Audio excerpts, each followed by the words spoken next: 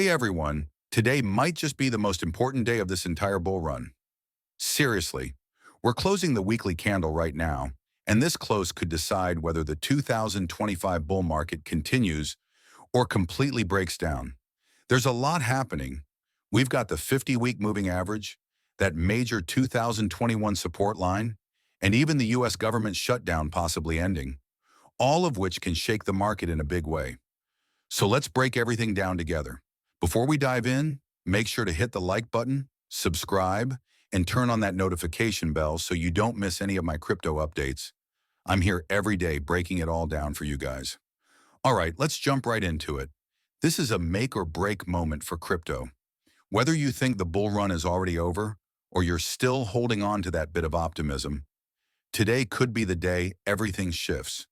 Even traders' emotions right now can push the market up or down. So let's talk charts. On the daily time frame, Bitcoin is still hanging on to the EMA ribbon, sitting around that 102,500 level, and that's a key area to hold. Now let's talk about the 50-week moving average, also known as the magical bull market line. Historically, every single time Bitcoin has touched this line and held above it, we've bounced and continued the bull trend. But every time we closed below it, the bull market ended. Simple as that.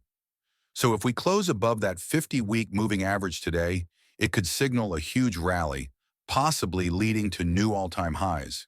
If we close below, though, that could mark the start of a much deeper correction. And don't forget that 2021 support line, it's been holding strong since November 2022. If we lose that too, the sentiment could turn bearish very quickly. Now, yes, this could be a different cycle altogether. Maybe optimism returns. Maybe even a tweet from Trump sparks some market excitement about tariffs or oil reserves. Who knows? But as traders, we've got to stay smart and protect our capital first. Now looking beyond charts, we've got some macro news coming in.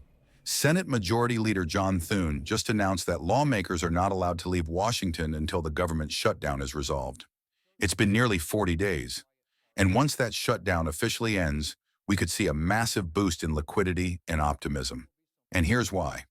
Over $1 trillion is sitting in the U.S. Treasury General account, waiting to be released for payments and salaries. That kind of money flooding back into the system could create a huge pump across markets, from stocks to crypto.